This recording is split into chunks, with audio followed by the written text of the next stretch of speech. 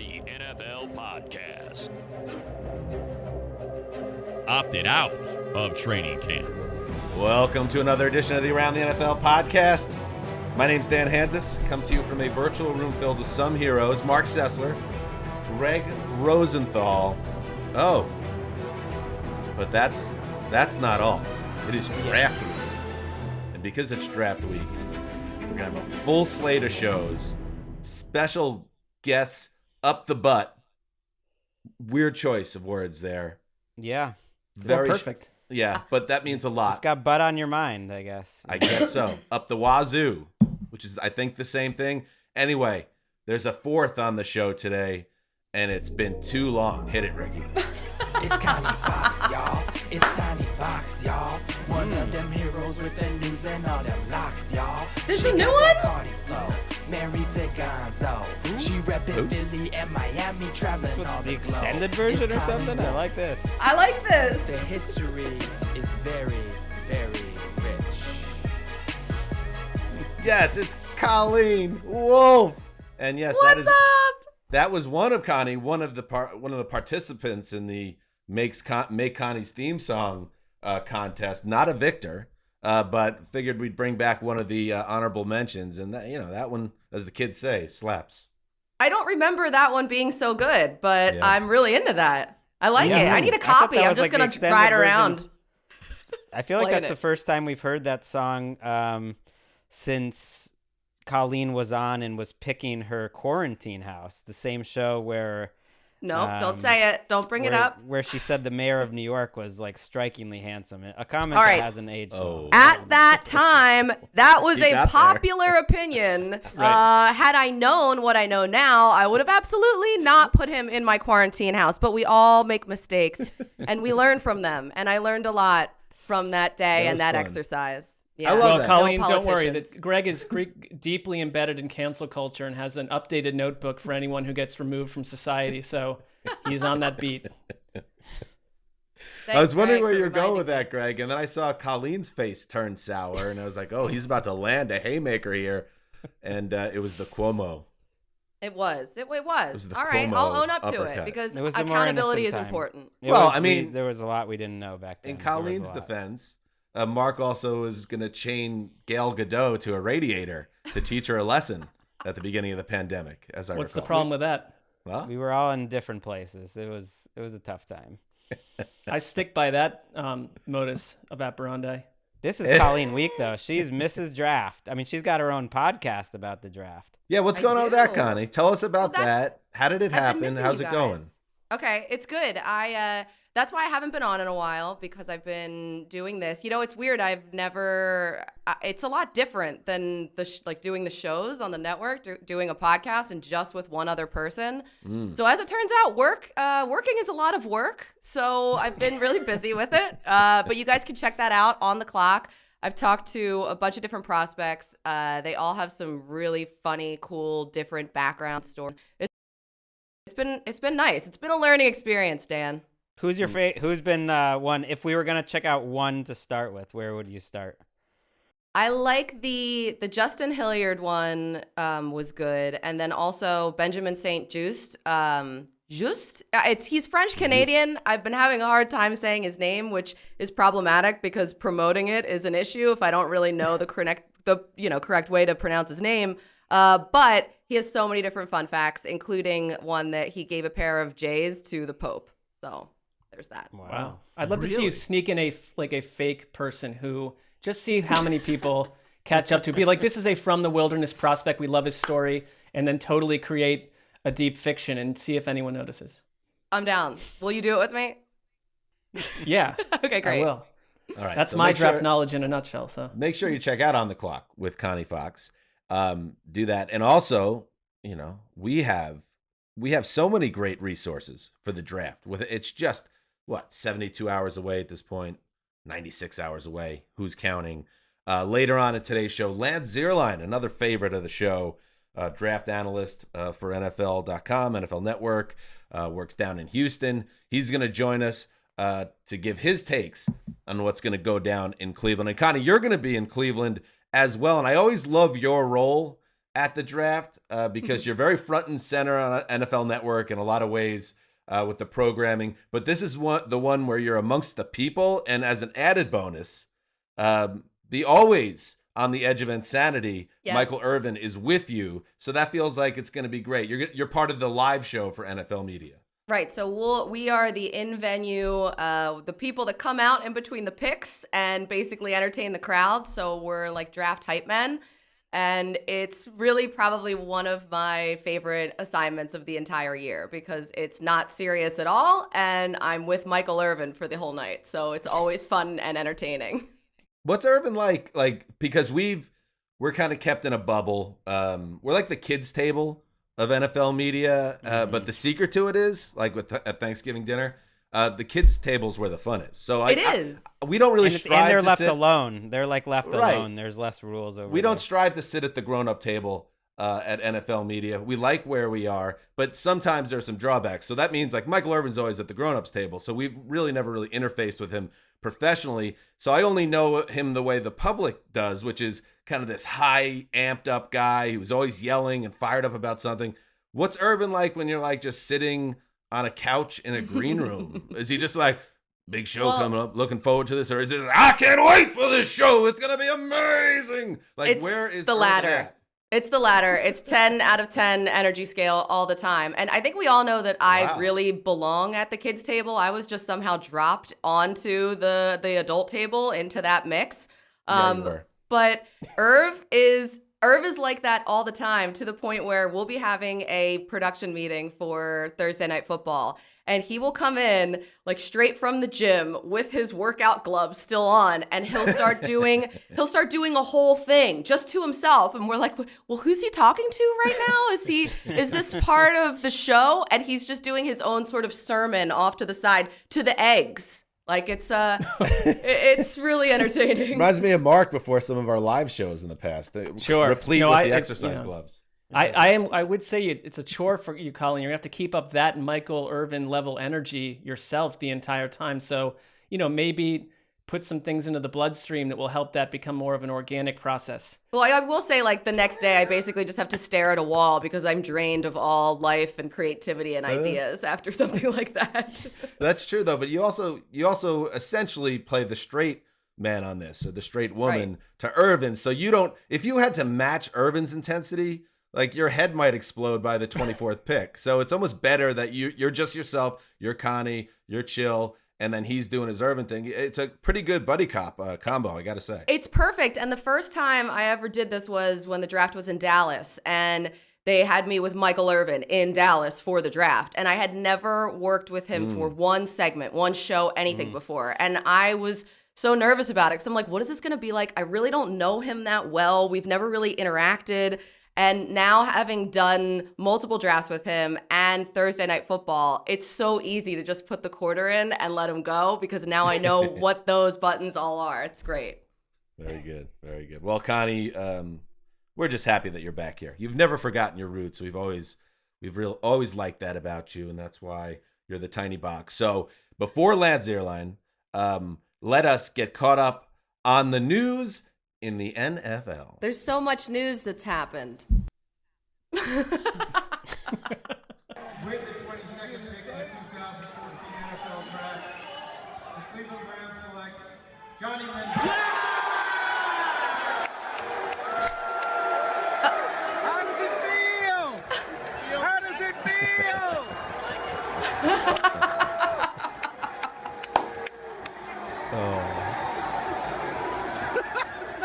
Will you be sad if Ryan Shazier kills him in week 1? No. No, worth it anyway. It's a boy on Christmas. Father Christmas has come. I don't know what to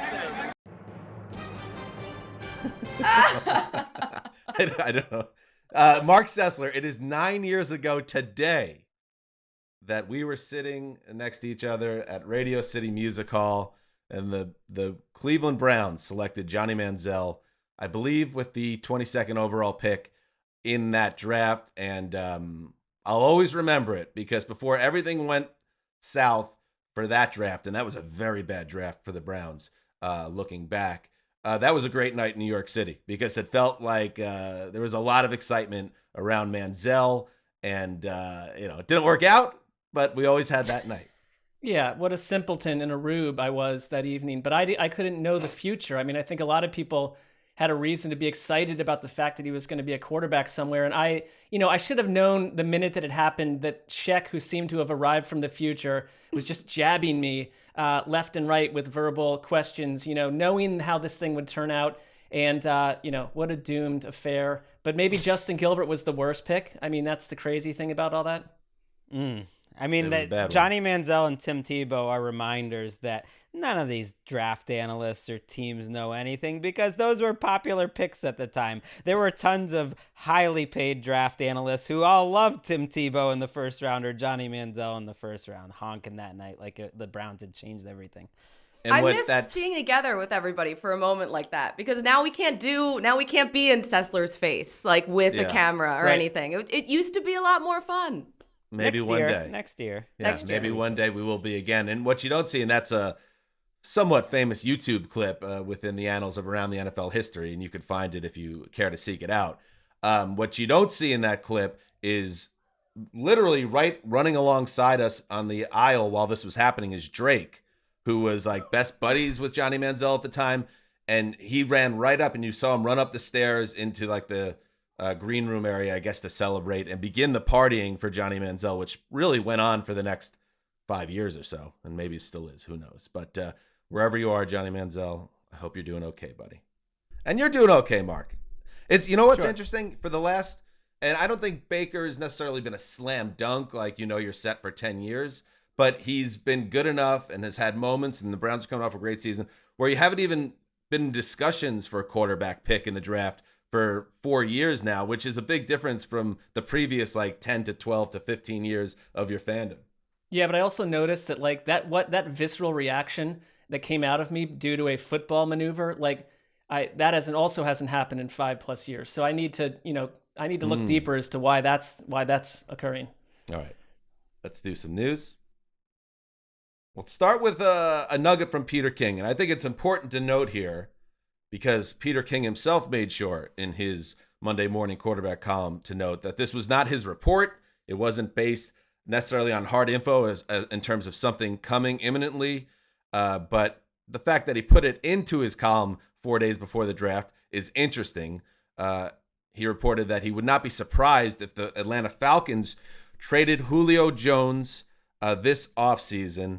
And Rap Sheet then added on his own reporting that the Falcons are, quote, at least toying with the idea of trading Julio Jones. He's 32 years old. He's coming off a year where he's been banged up. But, Mark, this is a guy who means so much to the organization, but it's also an organization in transition. Where do you come down on this? Well, I feel like I've been banging this drum about Atlanta's cap situation. That's a good point. Hang on a second. And now it's time for another edition of Marc Sessler frets about the Falcons' salary cap situation. Go ahead, buddy. Well, I noticed that the topic bubbled up suddenly on NFL Network today as if it had become relevant in the wake of this news. I mean, King also notes they don't want to trade. Did they mention how many players are under contract with the Falcons? Because that's your main thing. They have an NFL low, 56 players. I just checked before the broadcast here. And they are about $6 million under the cap. So the part of this is desperation, trying to get their roster under control, because there are questions about how they can, at this point, even sign the rookie class. You can't really move Julio Jones before June 1st. I mean, you could agree to something, I guess, but this isn't the Falcons wanting to move on from Julio Jones. This is the Falcons sort of saying, look, we're kind of effed here. And a couple of teams, maybe a team like the Raiders, who you could see doing something like this, coming and taking Jones's huge salary away from Atlanta. I think it's all intentional. There's a lot I don't believe during draft week. And number one is that that this isn't all on purpose. Peter King puts that in his column on the same day that Ian reports that teams are asking to trade for him, on the same day that Albert Breer puts it in his column. The Falcons are putting this out there. That's my sleuth work. I didn't ask Ian or anything. So I think they coming into this offseason knowing Julio Jones might be on the roster, probably even on the roster, and they can easily fit him under the cap. You can move money around. I don't think that's a huge concern. But is he going to be a part of their future? That's an open question. Is he going to be on the roster next year? That's an open question. Let's put it out there and see what kind of offers we can get. And the key thing in Ian's report, I think, was that they might agree to a trade now, and it wouldn't be executed officially until after June 1st. And then they save $15 million in cap room, and who knows what they get. It's a little complicated, but I think this is saying it's putting a for sale sign on Julio Jones, saying if we get enough, we would deal him.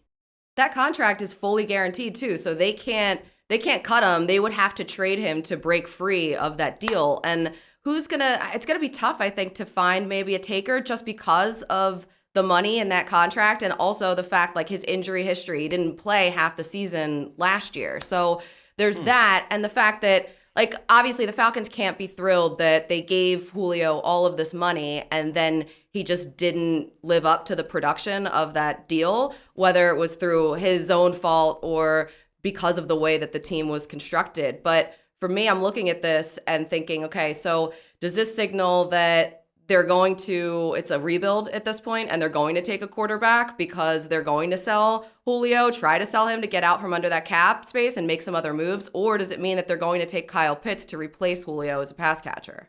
Very interesting. I mean, I feel like, and I understand this could go sour. Maybe not AJ Green's age 32 season sour, but, it could be a shaky move where you give up good draft assets and you take on this big salary and then he's off the field for half the year and then you have egg on your face. But if you're a team that's right there and you feel like you need that last piece, I feel like he's a great roll of the dice. He's an all-time player. And I think, I don't know, Greg, when you were watching the tape on Jones, when he was healthy, did he still seem like Julio Jones to you? I know Calvin Ridley has eclipsed him in some ways statistically, but he still feels like a big-time player. Julio was so explosive last year. Julio looked awesome last year. He made more big plays than usual when he played.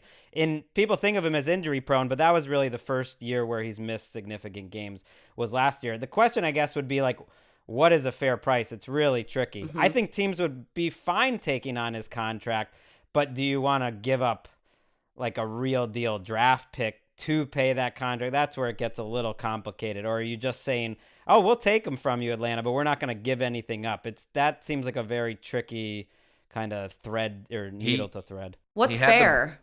He had the broken foot season, by the way. He had the broken foot season in 2013, and he's been banged up a lot. But Greg's right. For the most part, this is a guy that plays 14 to 16 games every year, and he is your guy. Speaking of what's fair, what's fair value? I found this really interesting. A big trade went down. The Chiefs continued the do-over and the makeover of their offensive line, acquiring Orlando Brown, the tackle from the Baltimore Ravens, as well as the 58th overall pick in the 2021 draft. That's a second rounder, and a 2022 sixth-round selection from the Ravens in exchange for the number 31 overall pick in the first round on Thursday night, a 2021 third and fourth round pick, and a fifth round selection in the 22 draft. A lot of pieces here. The big picture and the most important end of this is that it's another major move for the Chiefs. I wonder, not to get off track here, speaking about the salary cap, how do you pay Orlando Brown if he has a big season as your left tackle this year with all these other contracts you have in Kansas City? Not my problem. I'm not going to worry about it.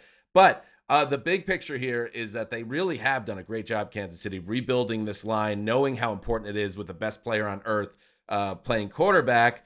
And then what's the value? Mark, this was interesting, going back to Peter King, and we were talking about the Jimmy Johnson trade value chart, and there's all other trade value charts that are floating around the NFL. But to get this specific trade in place, they relied heavily, the two teams, on a chart to figure out what is Orlando Brown worth right now. And it's just interesting to see how the sausage gets made there. I think part of it is Baltimore.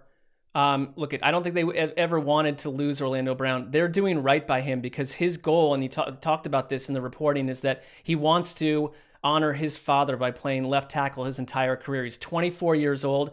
I don't think outside of quarterback there's a tougher position to go find like a blue chip player, guaranteed player at than left tackle. And the Chiefs have done that. We spent 5 weeks, fretting and moaning about what would happen to their offensive line. How would they handle this? Bang, here they are. They have Orlando Brown next to Joe Thuney, Austin Blythe, Kyle Long, and Mike Remmers, and they could get Eric Fisher back or someone else. So it's like they're in fine shape. And I love this for the Chiefs. I don't really care how much it cost.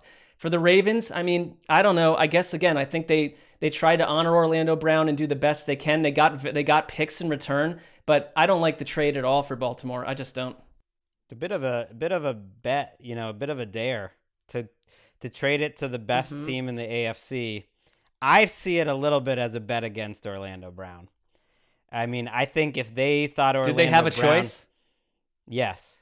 You definitely have a choice. You can call his bluff and say, what, you're not going to play football this year? Like, he wanted to go, but he wasn't banging the drum that hard. You could have kept him. They already paid Ronnie Stanley the highest paid left tackle in the league. So they probably were looking at a situation where they weren't going to pay him both. But he came into the draft. The reason he slipped to round 3 was some, maturity questions or whatever. I don't know what's going on because he's played really well. But to give up that good a player to the Chiefs feels like a slight bet against them. And you got a lot of picks. I mean, you got a first, a third, and a fourth. I mean, that's a lot. It could be a bet against them, or it could be at the end of the day, they're like, what's the best value we can get for this guy if we know he's unhappy and we don't see him as our future. That's and the how Chiefs I see it. just so happen to be this team that is in dire need of a makeover, Right. So you had to roll You're the dice. getting a first and a third and a fourth instead of 1 year of Orlando Brown. Basically, I think they made the decision you're not going to give him the contract next year. That's a lot. That's pretty good. I would trade that. And because the Chiefs still have to give him that contract. It doesn't come with it. It's very expensive for the Chiefs. They wanted Trent Williams, but obviously he re-signed with the Niners. So I think Orlando Brown did a good job last year filling in for Ronnie Stanley. 11 games he played. And according to PFF, he allowed no sacks or quarterback hits in 700 snaps at left tackle. So he got the taste of starting at left tackle, and that's what he's always wanted to do, and that's what his dad wanted him to do.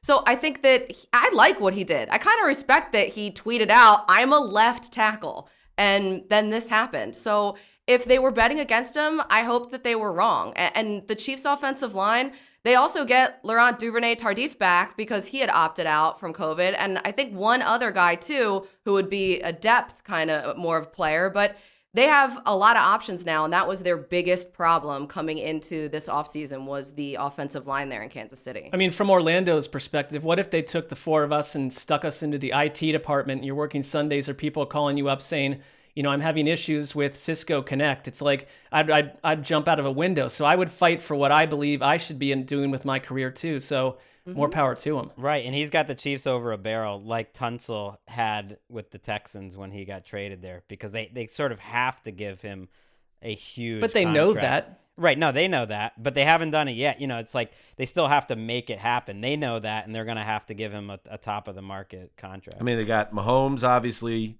signed a $500 million deal. Tyreek Hill, Travis Kelce, Joe Thuney, as we just said. We got paid the biggest guard money in the league.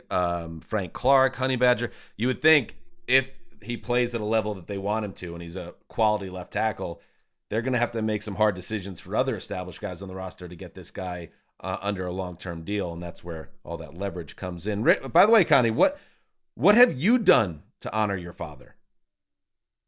I learned how to fly.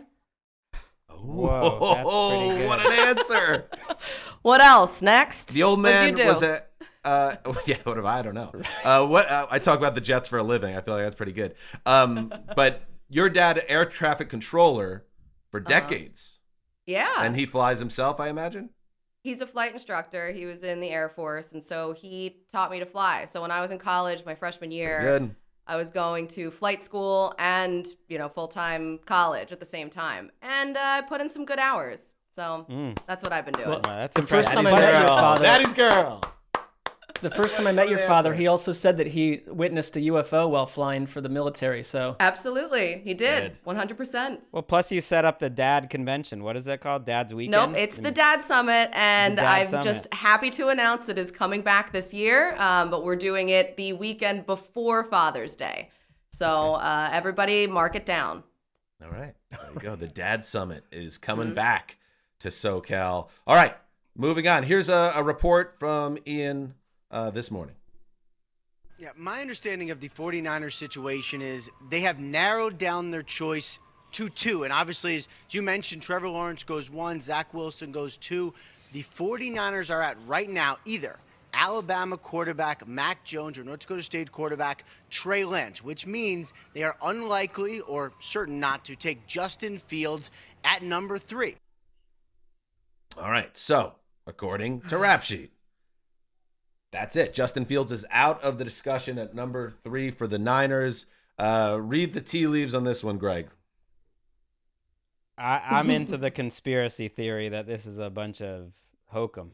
Same. Like, from that maybe even, and I'm not saying I have any information here, but maybe even is pushed down from the highest of the high at the NFL, because I have heard things or whispers in the past, and I think you can just look at the public coverage as a fan over the last 5 years, whether it was the Jared Goff draft or the Baker Mayfield draft, and like how they've tried to keep as much uncertain going into draft night as humanly possible. It's a TV event that the teams have cooperated on some level with this.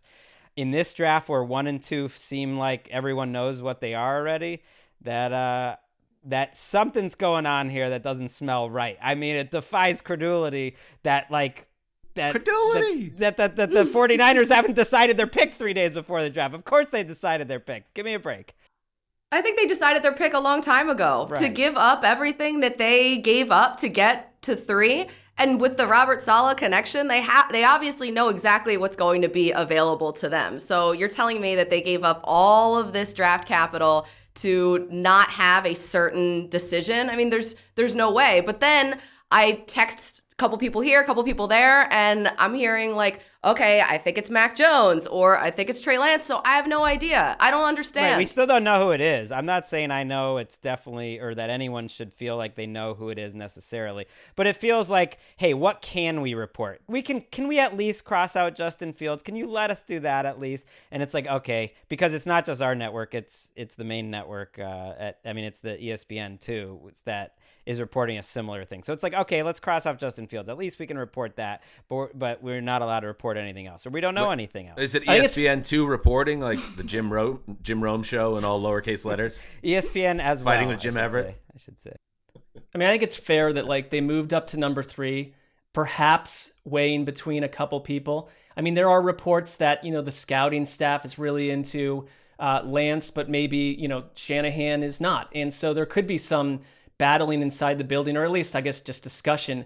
But to me, like it is, it magnifies the utter absurdity of these lead up weeks. I know. Because Thursday night, get here. Right, because we're studying this like the fans of a show on Reddit, like what's going to happen in the next episode. I think the show is in the can. We don't know, but they know, and right. It's just it highlights the utter absurdity of Twitter this week. Football Twitter, to me, has gone utterly mental. I mean, I just like none of this is all. The Niners don't care what anyone thinks. It's their prerogative, and I don't think that they're running around with their hair on fire, wondering what to do on Monday morning before the draft. In other draft speculation news, several teams, according to Tom Pelissero, have been making calls about getting into the top 10 of this week's NFL draft, including the Patriots. Greggy, who could have their eyes on Justin Fields if he begins to slide. Listen, in the past, you would say that's not a Patriots move. But, and we talked about this with former director of pro personnel there, Scott Pioli, on our network show on Friday. The Patriots aren't doing very Patriots-y things right now. Look at their free agent spending. Is this the year where they get crazy, Gregg, and move way up and get that QB? You gotta put in the groundwork ahead of the week, so that makes sense to me. That a lot of teams in Fields, just putting my cards out there as a Patriots fan, that's what I would want. That would be the dream scenario, is for them to end up with Justin Fields, whether they're trading up or not. I'm not so sure about Trey Lance, and it's not like they haven't done it before. They traded up for Chandler Jones and they traded up for Donta Hightower. It's like think, over time, if they have a player that you would really want, I like it because you look at some of the teams that are up there, like Detroit. I could see them trading with them. Carolina, like you can see some organizations that they would make a deal with, and that would be fun. Put Justin Fields. I would ask this, if there was a scenario where the Dolphins at number 6 allowed New England into their spot to pick a quarterback, that feels like something is rotten inside the AFC East. But number 2, if I'm the Detroit Lions and you're their new general manager, Brad Holmes, who spent the last number of years hanging out with Les Snead in New York and then traded for Jared Goff, do we really believe that Brad Holmes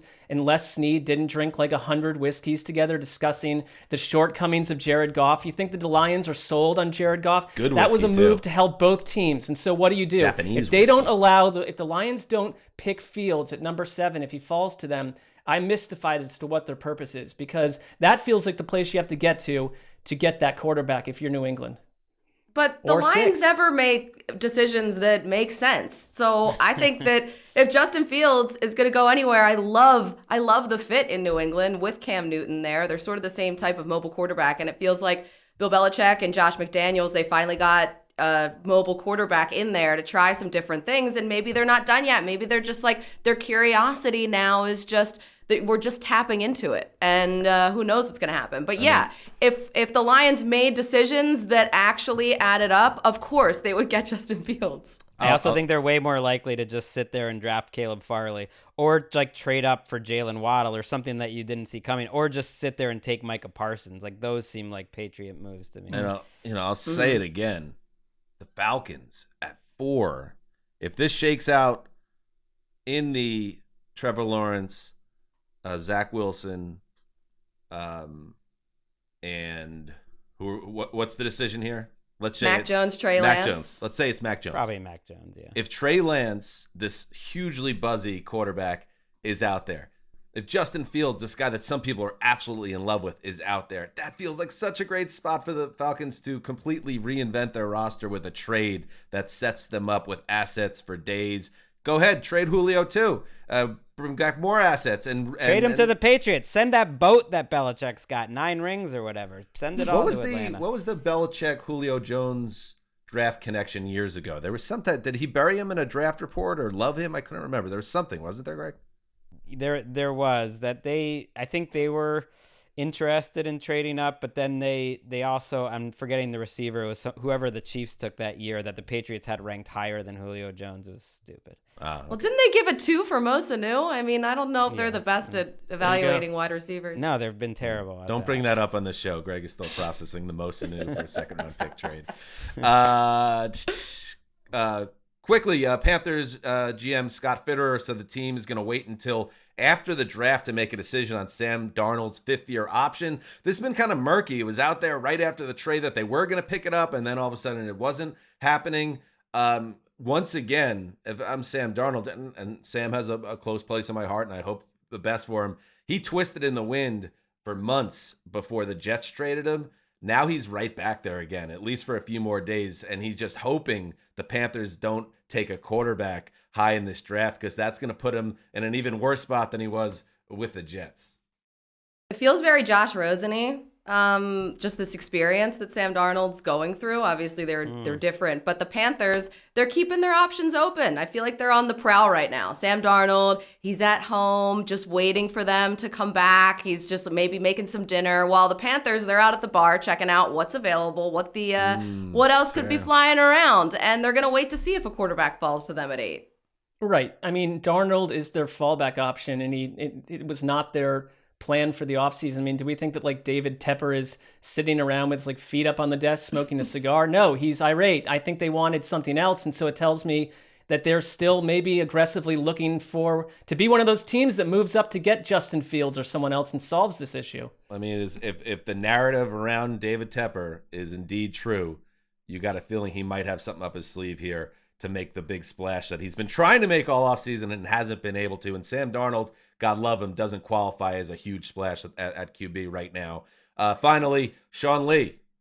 Goodbye, young man. He walks off into the sunset at 34 years old. A member of the Graybeards this year, but in terms of real football, he announces retirement. 5 tackles shy of 1,000 for the Dallas Cowboys. Was really a linchpin for them Colleen, for many years, always dealing with hamstring issues and all sorts of injury stuff. But when he was on the field, there was a period there where he was one of the best. Injuries were such a massive part and are such a massive part of his legacy. I almost forget how effective he was when he was healthy because he dealt with so many different things. ACL, you're right, always a hamstring, wrist, sports hernia, a toe, a neck, a knee. I mean, you name it, I feel like he had it. But he was so effective for them. He led the Cowboys in tackles in 2011, 2015, 16, 17. And now you have Tyron Crawford, who also retired. So those are two really huge leadership role guys that are now gone from the team. So DeMarcus Lawrence is the longest tenured Cowboy now, and Randy Gregory is the second. So I think you lose a lot more than just like he hasn't gotten a lot of service time, so I don't know if that counts. He's been like in just to put it into perspective. Yeah, that's crazy. Sean Lee, I always think of Wes when I think of Sean Lee because Wes was so early on how good he was, and Sean Lee was the classic like Wes guy where he would say you can tell who's watching the games and who's not. When Sean Lee was a young player and was so explosive, because a lot of times like the announcers would be like, this guy, he's a hard-working guy, he's really on top of things. It's like, no, Sean Lee was like one of the most explosive athletes to play linebacker in the last 15 years. Like he was a demon on the field, especially early. Like it wasn't that like try hard white guy cliche or whatever. Like you weren't watching, and Wes was on him early. Absolutely. All right, that's what's happening in the news. All right, let's get right to it. As promised, one of our favorites, a draft wizard, I call him. I call him Draft Wizard. And if that's not trademarked yet, maybe it's time that this man looks into it. Lance Zierlein, the man, the myth, the legend. Welcome back to the Around the NFL podcast, man. What's going on, Draft Wizard? I'm gonna look into that and see if anyone's got that trademark. Wait, Lance is holding a microphone right now, like he's doing stand up at the Improv. I like this. So what are you saying, guys? Maybe do this. Let's do a little crowd work here. Hey, look, I see Sessler over there, man. Hey, it's great to see you again. Everything's still good with your mom? See that shirt I got? Go ask your mom. I like this real T-shirt. Go ask your mom, because it could be like, I don't know. Why don't you go ask your mom? Because it could be like a rip, or it's also a real dad thing. Like, I don't know. Go ask your mom. Yeah, what a great out it is in the home. Lance, let's do a theme here, because we know you're doing a ton of media and NFL.com and network stuff right now. Yep. So you're getting inundated, I'm sure, with quarterback talk. But we're this whole segment for the draft, we're not going to talk about any quarterbacks. How about that? Is that work for you? Oh man, Mr. Zierlein? I'm fine with that. That's every show. I'm always excited when I don't have to do quarterback talk. Yeah, guard play is. We don't want to sink the ratings. Yeah. Come on, your dad was an offensive line coach. My dad was an offensive line. We go to. That's like if my dad was a chef. All I want to talk about mise en place and different types of knife skills. No, I don't want to.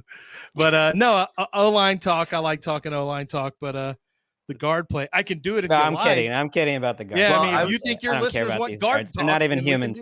Guard talk. It's guards are humans. They're not even humans. Let's start here, Lance. It feels like it's like a very offensive heavy draft, especially early on. You mentioned the trenches, by the way. Defensive tackle, I read, this is not a great year for defensive tackle. What is there like a superstar defensive player coming out of this draft in your mind? I think there's a few. I think Pat Surtain, to me, is the best defensive player in this draft, followed very closely by Micah Parsons. And then the guy that I'm a little bit higher on than everyone else seems to be, and that includes NFL teams I talk to, is Jeremiah Owusu-Koramoah from Notre Dame. I think he's got tremendous upside and potential. I remember watching tape from South Carolina State, watching Darius Leonard. And Darius had filled up like every stat you could imagine: sacks, interceptions, tackles for loss, tackles, pressures, fumbles recovered. Like any stats you had, he was filling up the stat sheet. And while Owusu-Koramoah is not that same guy from a production standpoint, I see a lot of similarities, at least with the explosiveness, the physicality. I think Owusu-Koramoah is more physical than Darius Leonard was coming out. I don't think he has the instincts that Darius Leonard had, but I don't care that he's 222 pounds or whatever. That's irrelevant. I know that, frankly, I know for a fact that Darius has played in a 218 range, 220 pound range. I mean, that's wide receiver size, and he's still stacking up the numbers. So I think Micah Parsons, from a standpoint of big, fast, physical, he's got all of that you could possibly want. Surtain, to me, is a top 5 or 6 player in this draft, a very clean cornerback. And then Owusu Karamoah. I think those 3 guys have the best chance at becoming superstars out of this draft from the defensive side of the ball. I like the themes in this draft. There's a couple, like how there's no edge rusher, that like everyone's got their edge rusher that they like, and the other is just like that the receivers are small. Of all the like slot receivers, especially, that they're, at least their size profiles to playing inside a little bit more, that all seem to be projected anywhere from like late 1, through the 2nd or 3rd round. Do you have any of these like small receivers that gets Lance Zierlein up and excited? Oh, dude, without question, it's Elijah Moore. I mean, when I watched Elijah Moore this year on tape, every year there will be 10 to 12. And some of these guys, like I like a cornerback out of Michigan State named Shakur Brown, where I really enjoyed watching his tape. He'll get drafted 4th at the earliest, maybe 5th. But that doesn't mean that they don't, I don't think they'll be players or that I didn't enjoy watching their tape. There's a lot of times there's things that will prevent them from being drafted earlier. Elijah Moore, when I watched him, I was like, wow. He checks a box for speed. He's an outstanding route runner, extraordinarily tough. It really doesn't matter a lot of times you'll see a lot of wide receivers have the focus drops when they know pressure's coming into their catch space. You see a lot of focus drops. Not Elijah Moore. He only gets better when the pressure's coming. You want to light him up. Not a problem. He's going to catch it through the contact. So when I finished watching him, and this is a big comp, but when I finished watching him, I just said, I just watched Antonio Brown. I mean, from a footwork standpoint, from the ability to get open, Antonio Brown was a 4.5 40 guy. This Elijah Moore is a 4.4 40 guy, but you couldn't stick Antonio Brown in his prime. You just weren't going to check him. He was too good with his feet. And when I see Elijah Moore, I see the same type of player. So he would be a guy that gets me excited. I think Kadarius Toney from Florida is another one who the undersized cornerbacks that you see a lot to really like about him. And then there's another one who killed players at the Senior Bowl, and that's Cade Johnson from South Dakota State. On tape, no one could guard him in the regular season from 2019. I don't think they played this year. So yeah, well, they didn't play this year. So 2019, no one could guard him. He gets at the Senior Bowl, nobody could guard him. So I like guys that people can't guard. That's one of the things that I kind of like about wide receivers. When you can't guard them is a favorable thing for me, at least. What I like to getting open. Yeah, like the N'Keal Harry. Oh, we'll just throw it up there. He's so big and strong. He'll make plays. I still like guys that get open. Those guys tend to play for a long time. We already brought up Mo Sanu on today's show. Greg can't take any Harry conversation on top of it. Let's just move on. I'd say Cade Johnson is another one of those smaller slot corners that I really like, and he could be there in the 4th or even 5th, 6th round. I mean, you're going to get him in day 3 later, and I think he'll be an NFL starting slot at some point. You spend so much time writing all of these draft profiles, and I can't even imagine how many hours you pour into it. So you know these guys through and through, and you watch all their tape. Who is a guy that you think will be a surprise night 1 selection? Not a QB. Well, Yeah, okay, so one. these are predictions based on things I'm hearing. Okay. Okay. So I would say Tyson Campbell, a cornerback from Georgia, I think is going to end up in the first round of the mock. I had him in the first round of my first mock. And it's funny, I go back and look at my mock 1.0. If you go back and look at that, this is before I'm hearing anyone say anything, the other media members, and it's probably my most pure mock. And a lot of times my very first mock has some very interesting things in there where I'm just relying on what I'm seeing, and it ends up being more accurate, at least at certain positions for certain players. It's the uncut stuff. Like that's the pure stuff. You put it right into the system. It's going straight to your head 1.0. Exactly. I don't need this stepped on 3.0, 4.0 stuff. Tight. So that's the way you That's the way I do it for my mock draft. And so I had Greg Newsome in there. I had Tyson Campbell. I had Elijah Moore before the other mock drafts had it, because it just made sense to me. I mean, I wrote these guys up, and these are the kind of players that go in the first round. And so I think Tyson Campbell will find his way in there. Colleen, as far as other players who are going to potentially surprise, there could be others. I'll throw out just a couple names that might be kind of crazy, but Peyton Turner out of University of Houston, Milton Williams out of Louisiana Tech. If Christian Barmore falls out of the first, which I think is possible, and it is a bad, and as Dan mentioned, it's a bad defensive tackle draft. So at some point, somebody's going to say, look, these are the best defensive tackles. We got to get this guy before anyone else does, or that, you can close that category down. That could cause somebody to reach up there, especially if Barmore doesn't end up going in the first round, the defensive tackle from Alabama. One strategy, if you're watching on YouTube, that I employ during these types of things is when you mention a player that I've never heard of, I just sort of nod like, oh yeah, of course, like that guy, absolutely. But so I have a little bit You're of like Milton from La Tech. Yes, sure. That's one of I my have a little favorites. bit of a two-parter for you. Number one, because it's such a weird draft, and like we're already hearing from like Adam Schefter that teams are, obviously a little peaked with the lack of rock solid medical information on players, and that stuff even now is still trickling in. So one, do you think that over the next couple of days, we might get some explosive medical reports that take guys and just throw them deep into hyperspace? And then part two, how hammered do you get the minute the draft ends? Like you're obviously entering into a wide berth of like, you don't need to chime in on anything. Answer just part on two a level first. of 1 to 10. Okay, so Part two first.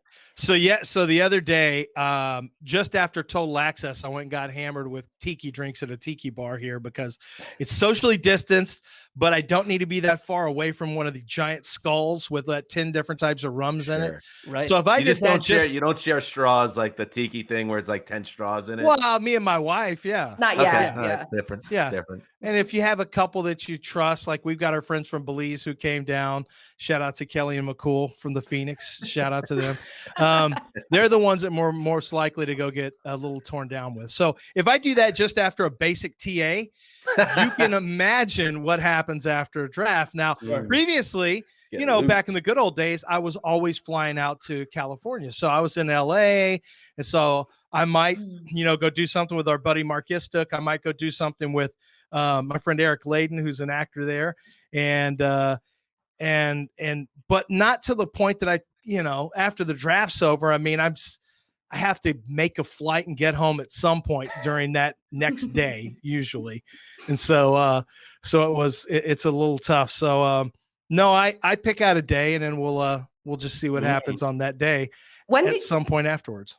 When do you start your writing your profiles for the next year? It kind of starts in the summer. I usually do a summer kind of, it depends on, so when NFL.com would ask me to give us 10 players to watch at every position. Well, that was really a head start for me where I'm already watching. I had a really high grade on Justin Herbert after his sophomore year when I watched him in the summer. Then I didn't like Najee Harris as much this year when I watched him in the summer. And then the version I saw this year was like, wow, this is not the same guy I saw last year when I watched him from 2019. All right, that I saw in the summer from his 2019 tape. So I'll start watching Colleen in the summer, but I'm not writing the profile. I'm kind of acclimating myself to their strengths and weaknesses, because I love how people reach out to me in my direct messages. I left them open, which is probably a mistake since I get so many sweet huddle videos of high schoolers now. Like, this is my son. You need to see him. This will be the next big wide receiver. And yeah, like this guy's going to be an incredible wide receiver out of, Maine. And I'm just thinking, I don't need Maine high school receivers in my DMs ever, ever, never. I don't even want them from college, Maine college, but so I will screw Maine. Yeah, it's no offense, but wait until you get to the Senior Bowl. So I can if we had to get rid of one or two, like a handful of states, Maine's on that list. Rhode Island.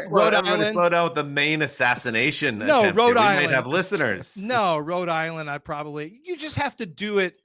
At the Senior Bowl. I just need to see you do it against better competition rather than your huddle tape from high school. But So I do have people ask all the time, hey, Lance, I know you're busy with draft, with writing up 500 profiles.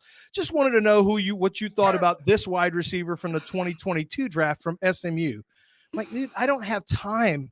If you're not in this year's draft, you don't exist to me. I don't care until the summer, and then you exist again. And it's not personal, but I just don't have the time to be worrying about who's in next year's draft. It's true dedication. Get through all this stuff, you know. Lance, going back to red flags and medical stuff, there's one prospect that I'm completely obsessed with now. And for the only reason that we do that silly mock draft special for NFL Network, and I was tasked with the 23rd overall pick, the Jets' second first round pick. And I selected, with much trepidation, Landon Dickerson, the Alabama center. I feel like Lance is giving him a big thumbs down.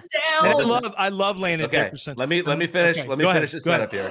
So Landon Dickerson, he seems to me the guy that has the biggest ratio of where he could go in this draft, right? I'm seeing him going to the bottom of the first round, a lot of mock drafts. And then you see some red flags because he's had so many injuries that he could be going in the middle rounds. Huge boomer bust guy, maybe the biggest in the draft, right? I think that I think Gregory Rousseau might be. I don't talk to a team who likes him in the first. Like, nobody I've talked to who likes him in the first. Some teams have third round grades on him, but he's big. He's a long guy.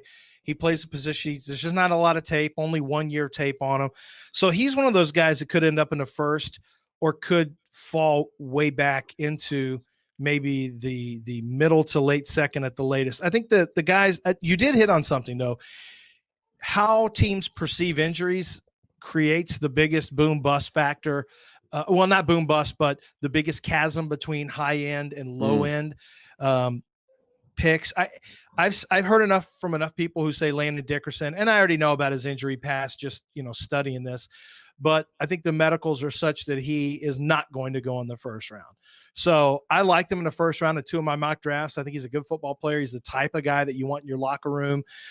Everything about him I love for his attitude and the way he's going to change the culture. But it's just the medicals are just tough to get around. So I don't think he goes in the first. I think he falls out. And if you want a guy who's going to, I don't think the high end is in the first. I think when you're talking about a guy who could be, upper or lower, you start talking about injury guys like Caleb Farley.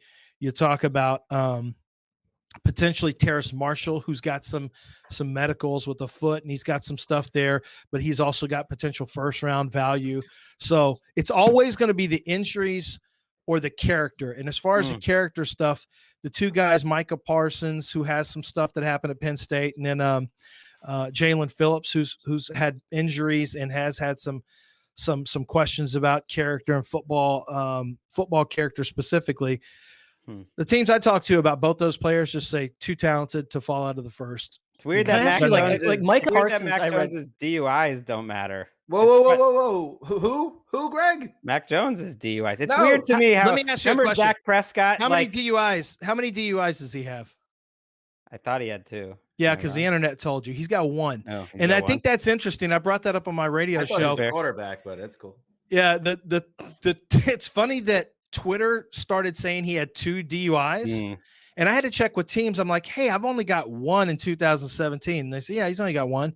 But on Twitter, it said, I'm sorry, what'd you say, Lance? Did you say on Twitter it said? And then they hung up the phone on me. So that's good. That's good to get. I did want to point that out. That it's. I saw Sessler had that number, right? It's 1.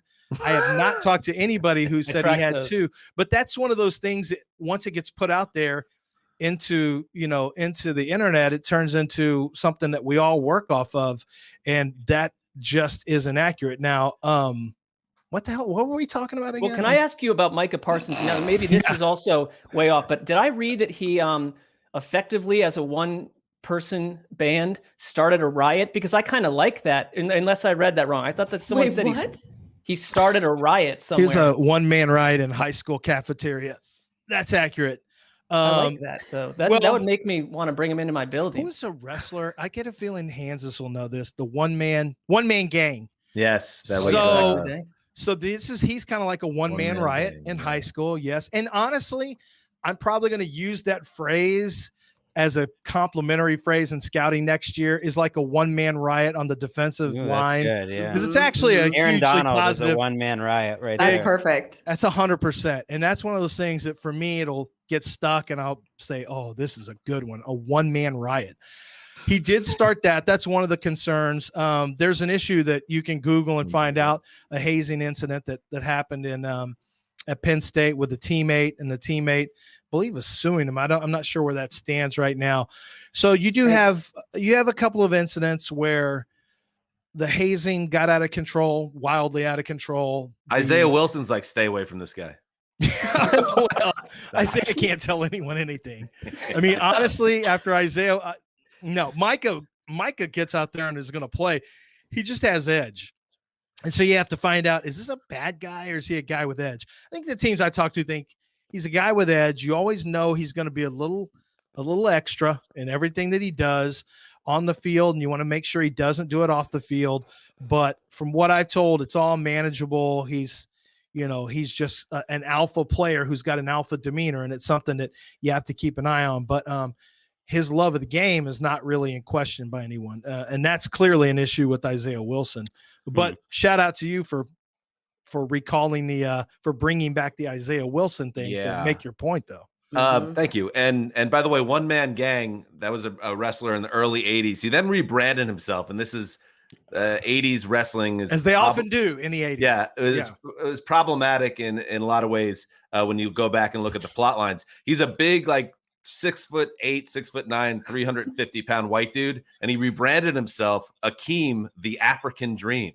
Oh no! Oh no! That's not real. That's not real. Is that real? True Stop. story. That's true. And that's in the 80s when Dream. So every wrestling character in the 80s would take whatever was in the news. Then I remember there was immediately, as soon as something happened with a plane being shot down and Libya was involved, there was a wrestler named the Libyan. Like, you would never see that now. And if you go through the timeline, Akeem the African Dream, Akeem Olajuwon, Akeem the Dream Olajuwon, just lazy branding, lazy wrestling branding is what that is. Yeah, you're probably right. You're right. That. All right, now before we say goodbye, Lance, since we started it with you looking like you were at the Chuckle Hut in downtown Houston, I'm going to give you a subject, and then you're going to just give me a riff. Give me what you got. You got 5 kids. Give me a riff on being a dad to 5 kids during pandemic life. So they went viral with a fight. 2 of them got into a fight during a basketball game in the driveway, and Lamar Jackson got a hold of it, retweeted it, and then it just went bananas. They ended up on SportsCenter. And then yesterday, those same 2 kids, on Friday, they were both suspended for their basketball team for leaving the school and walking to the store so they could go buy like an orange Fanta and some potato chips. They just ghosted the school for about an hour and a half. So they were both concerns right there. Oh, huge character red flags. It seems like you and I have a similar lid over the situation in our household. So I like that. Check that. You could find that anywhere. I don't know if you want that to be something that is a part of your family history forever, but it is what it is. It is what it is. Well, the second child with the basketball, throwing the basketball, that's where I thought, things got real there. If you grew up with brothers or cousins, that stuff happens. But there weren't cameras back then, for us anyway. All right, there you go. Lance, you've said it all. You've done it all. You're not the African Dream. To me, you're the American Dream. And we'd love to have you back anytime. Dusty Rhodes, the American Dream, baby. We'll get your Broadway. We'll get your Broadway rankings next time. Lance has let's do that. Big time Broadway guy. Just has a lot of hot takes there. We'll get it next time. All right, next time. Lance, thank you, buddy. All right, thanks, guys. All right.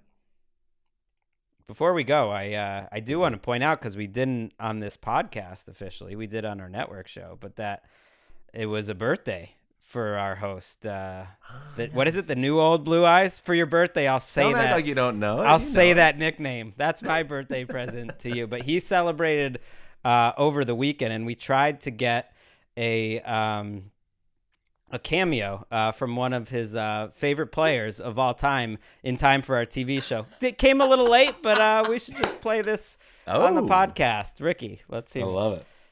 Hey, Danny, Wayne Corbett from New York Jets. Got a message from Ricky Hollywood. Wanted to reach out to you. Tell me you're a big Jet fan and a fan of mine. Appreciate it, man. I had a blast in my 11 years. Hopefully gave you a lot to cheer about. Big reason I am reaching out to you. I heard you're having your birthday. So very happy birthday to you, Dan. Just want to let you know everybody's thinking about you, love you. Hopefully you have a great day, safe day. Wanted me to tell you that you have the best hair out of anyone I've ever seen, but I'm concerned they want people to call you the new old Blue Eyes. Not sure what that means, man, but sounds like you got some great friends there rising you a little bit.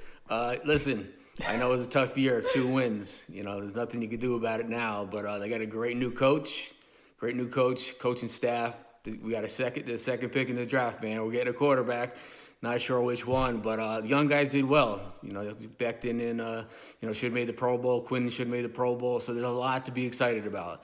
So look forward to that 2021. Hopefully you have a great 2021. And I wanted to give a shout out to your Jet dad. Heard he's the real Jets fan. So enjoy your day. Happy birthday, Dan. And go Jets. Take care, man.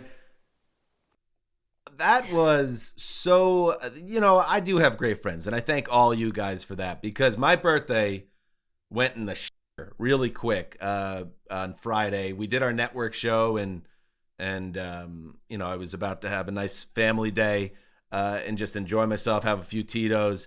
And then my eldest son, Jack, has an accident in school where he gets a cut on his head that requires a visit to the urgent care and stitches. And it's for any parents, you guys all get it, that you just feel so helpless, especially if it happens when you're not around. So that was weighing on me heavily. And I also had gotten my second vaccine shot, which was great, the day before my birthday, but then that was hitting me pretty hard. So it was like not the best birthday, but then when the Wayne Corbett video arrived on Friday night, that salvaged things a little bit. And I thank you for that. Corbett was, for people that are younger, don't really know, like he was kind of like an Edelman prototype type dude, like a guy that didn't get a lot of love. In fact, he's a former Hofstra wide receiver out in Long Island in New York, and the Jets used to train there in Hofstra. And part of the agreement that the university had with the Jets was, you could use our grounds for training camp, but we get to send one of our undrafted guys to camp, and he gets a shot. Corbett was that guy, and he became one of the best receivers in franchise history. And if you actually look at his numbers, stacks up with Edelman. He didn't have the postseason resume. But I love Wayne Corbett, the first jersey I ever bought with my own money. So, yes, if you were looking for Joe Namath, as Mark had told me, that would have been great and awesome. But Corbett actually is more near and dear to my heart. Number 80, the Green Lantern, as he was known. That was another nickname. That I will mention to you that we, this was, we were sourcing this for multiple reasons, but ideally for your birthday and your pleasure. We did look into Lindsay Lohan. That was above our price point. So you got Wayne Corbett, but I think that we did fine. We are good friends. Yeah, shout out to Jason Kleiman for thinking of that. He was so sweet too and thoughtful. Yeah, Wayne was like he kind of gave off like a Connor Orr vibe too. It was good. The whole thing was. Well, he's also like wholesome. Comes from being like an East Coast guy at heart, and like. He grew up in Garfield, Wayne Corbett, which is exit 157 on the Garden State. I grew up just over the border at exit 172. So, like, he's like every guy I went to high school with, basically. And for him to carve out, and that was really nice. So you're going to get me emotional. It's great. Good stuff. I didn't think we'd get into Garden State Parkway talk today, but I'm into it. Yeah. We need to make up for something that you've had 2 of these birthdays during the pandemic here. Banged a little bit. Right. So there you go. Fine. I actually had something to moan about, but now I feel like in a good place emotionally, so I'm going to save that for tomorrow, Ricky. So let's hold off on something I'm angry about because who needs that right now in the world? Connie. Yes. When are you leaving? When are you heading over to Cleveland, Ohio? Tomorrow morning at like 5 a.m. I'm out. So there's no direct flights from LA to Cleveland? No. Come on, Mark. You're better than that. I've been to Cleveland like twice in my life. Like I'm not in charge of the airspace. I like that you think I might be. Cleveland. I mean, if you're gonna be like punching down at Cincinnati all the time, you gotta puff your chest out about Cleveland. I will do whatever I please. I do want to. It does make me want to check now, since you brought it up, Gregg. Are there direct flights from LA to Cincinnati? I don't know. Why? That could be a W in a big spot for Cincy. That's all. For what purpose? We'll send Mark out there. I don't know. Anything else? Anybody else have anything to add? Good. Miss you guys. This has been nice hanging. It has been nice, Good seeing Ricky. I mean, Connie. Excuse me. Oh. Okay. I see how it is. All right. Don't take it personally. I'm Cool, sorry. cool. And Erica, why don't you jump in here? How you doing, by the way? Colleen Wolfe. Hey. Since I brought you up. Hello. Nice haircut, Ricky. Thanks. Nice job. Thanks, Did a good bud. job with the hair. Good work. Well, yeah. Took a little help. Couple strands were much longer, and I left like that. So Jet had to take scissors to my head. Did you go to Supercuts? I should have. It probably would have been better. God dang. It's a mask issue. The same thing happened to me. It's Yeah. a common problem. That's it. Did you not speak with the stylist at a later point? It feels like she got off scot-free here. I feel bad. Sure. Not going back is the biggest punishment you can give her. So that's Yeah. up to you. Right. Good lesson in consumerism from Gregg there at the end of the show. Yeah, I'll teach her. You're done. Level-headedness really comes through in a big spot. All right. Awesome. Love it. We got 4 more shows coming this week. We got one tomorrow, Tuesday, Wednesday, and we're going to have special guests. We're going to do our sandwich props for the draft. Thursday night, of course, and then Saturday night recap. Great, fun analysis. Guests galore. So stay tuned. This is Dan Hanzus signing off for Quiet Storm, The Tiny Box, The Old Boss, Ricky Hollywood, Behind the Virtual Glass. Until Tuesday, heed the call.